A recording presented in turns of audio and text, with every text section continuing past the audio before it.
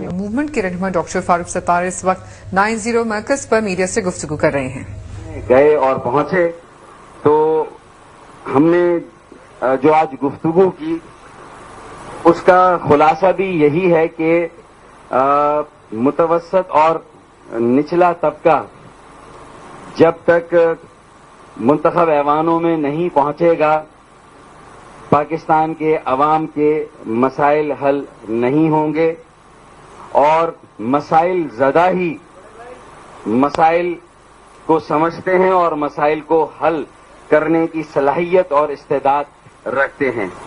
और इस एतबार से इन्होंने अब एक नए सफर का आगाज किया है, एक नई जद्दोजहद का आगाज किया है और एक सियासी कारकुन होते हुए जो बेड़ा उठाया है कायदे तहरीक अल्ताफ भाई और मुत्तहिदा कौमी मूवमेंट की जानिब से हमने इनके लिए नेक तमन्नाओं का, नेक ख्वाहिशात का और बहुत सारी दुआओं का इजहार किया है कि ये अपनी इस कोशिश में और जद्दोजहद में कामयाब हो। और अल्ताफ भाई भी यही कहते हैं और मुत्तहिदा भी यही कहती है कि मुतवस्सत और निचला तबका ही पाकिस्तान के मसाइल ज़दा का निजात दहिंदा है और पाकिस्तान के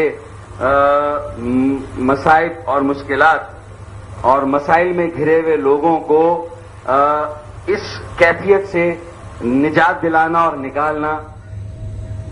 मुत्तहिदा कौमी मूवमेंट के रहनुमा डॉक्टर फारूक सत्तार मीडिया से गुफ्तगू कर रहे थे। आइए अब चलते हैं हेडलाइंस की जानिब।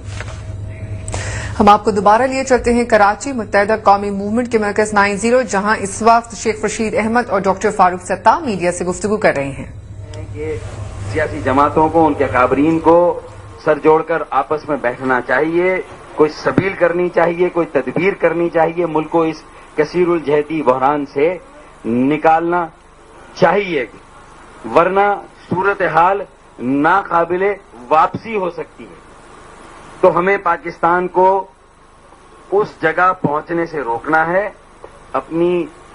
हमारी तरजीहात में माशी और समाजी तरक्की के अमल को तेज से तेज तर करना, ये हमारी सबसे पहली बुनियादी हमारी जो है वो तरजीह होनी चाहिए। नंबर 2, इंतहा पसंदी और दहशतगर्दी का मुस्तकिल खात्मा और क्या तरीक़ेकार हो, यह हमारी दूसरी अहम तरजीह होनी चाहिए। बुनियादी इस्लाहात जिसमें फ्यूडलिज्म का खात्मा, जो मरात याफ्ता और गैर मरात याफ्ता तबकों में एक फर्क आ रहा है, एक गैप आ रहा है, अमीर अमीर से अमीर तर और गरीब गरीब से गरीब तर होता चला जा रहा है, ये भी हमारे पूरे माशरे को पूरी तरह से गैर मुस्तहकम कर रहा है। हमें इसकी तरफ भी फौरी तवज्जो देने की जरूरत है। फ्यूडलिज्म है, कोऑपरेटिव फार्मिंग है, ग्रामीण बैंक के मॉडल, अवाम को एम्पावर करना है, इख्तियार सबके लिए, सबको इस काबिल बनाना है कि वो अपने पैरों पे खड़े हों। बेजमीन हारियों को जमीन देनी है, हुनरमंद तालीम याफ्ता नौजवानों को छोटे छोटे सनती जोन्स बनाकर कॉटेज इंडस्ट्री का जाल बिछाकर उन्हें प्लाट देने, छोटा सरमाया देना, रहनुमाई देनी ताकि लोग खुद काम पर लग जाए। अगर लोग अपने पैरों पर खड़े हो जाएंगे तो पाकिस्तान भी अपने पैरों पर खड़ा हो जाएगा और पाकिस्तान अगर अपने पैरों पर खड़ा होगा तो वही हमारी असल हक़ हाकिमियत और असल खुद मुख्तारी या सावरेनिटी होगी। क्योंकि आज के जमाने में असल सावरेनिटी इकोनॉमिक या माशी सावरेनिटी, माशी हक़ हाकिमियत या खुद मुख्तारी, अगर हम उस मामले में खुद मुख्तार नहीं है तो फिर करज़ई साहब भी जो बयानात दे रहे हैं उन्हें और शय मिलेगी, वो और ज्यादा इस तरह के बयानात देंगे। फिर हम कितना ही कहें कि हम अपने सरहदों की खिलाफ वर्जी की किसी को इजाजत नहीं देंगे तो कोई हमसे पूछकर जो है वो हमारी सरहदों की खिलाफ वर्जी नहीं कर रहा। जिसका जब दिल चाहता है वो हमारी सरहदों की खिलाफ वर्जी करता है, क्योंकि हमारे यहाँ खुद ऐसे रुझानात हैं, हमारे यहाँ खुद ऐसे इंतहा पसंद और दहशतगर्द हैं जो आए दिन हमारी अमलदारी को चैलेंज करते हैं और आए दिन अपनी आरा को थोपने की कोशिश करते हैं। ये हमारे सामने हो रहा है। तो ये हकाइक है जिनको हमें समझना है और इन्हीं में से हमने रास्ता बनाना है। तो हमने ये सारी सूरत हाल है, इस पर भी हमने गुफ्तगू की, बातचीत की। बुनियादी इस्लाहात में सूबों की खुद मुख्तारी का एक बहुत बड़ा सवाल है।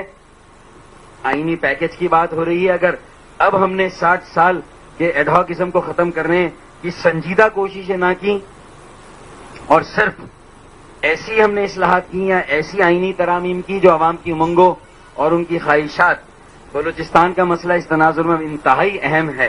اگر ہم نے اس کو ایڈریس نہ کیا اور اس کے علاوہ جو اور احساس محرومی کے رجحانات کہیں سندھ کے دور دراز علاقوں میں، دیہی علاقوں میں، شہروں میں، بلوچستان میں، سرحد میں سمجھتا ہوں کہ پنجاب کے عوام میں بھی اب یہ تشویش اور یہ فکر ہے کہ اب مسائل کا مستقل حل ہونا چاہیے. اب انہیں اب معالجاتی علاج ہونا چاہیے، اب علامتی علاج نہیں ہونا چاہیے.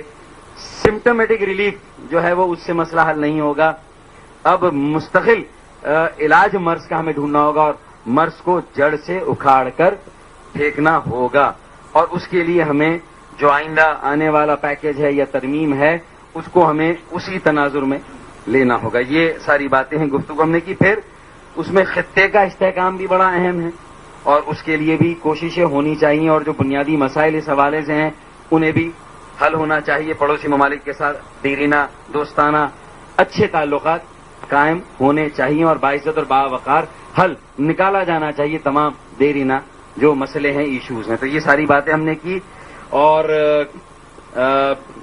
مالیاتی حوالے سے بجٹ کی سازی ہوئی ہے.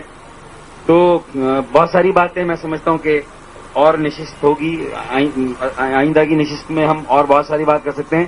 لیکن ہم نے نیک تمناؤں کا، نیک خواہشات کا اور بہت ساری دعاؤں کا اظہار کیا الطاف بھائی کی طرف سے اور متحدہ کی طرف سے کہ شیخ رشید صاحب نے جو بیڑا اٹھایا ہے اور انہوں نے کھل کر یہ کہا کہ یہ عوامی سیاست کے قائل ہیں، یہ عوامی سیاست کرتے ہیں، تو بجا طور پر ہمیں بھی ان سے بہت ساری امیدیں اور توقعات وابستہ ہیں اور ان کے ساتھ اشتراک عمل کی بہت زیادہ گنجائش ہے. کیونکہ ان کے اور ہمارے درمیان جو سب سے بڑی قدر مشترک ہے وہ یہ ہے کہ یہ ایک سیاسی کارکن ہے اور متوسط طبقے سے ہی یہ یہاں تک آئے ہیں اور انہوں نے ایک بہت بڑا بیڑا اٹھایا ہے. ہم دعا کرتے ہیں کہ اللہ تعالیٰ انہیں ان کے نیک مقاصد میں کامیاب کرے. آپ لوگ یہاں پر آئے، آپ کا بہت سارا وقت دیا، بہت بہت شکریہ. Over to Sheikh Rashid. بسم اللہ الرحمن الرحیم. میں ڈاکٹر فاروق ستار صاحب کا، عادل بھائی کا، شیخ صاحب کا، آپ سب لوگوں کا مشکور ہوں.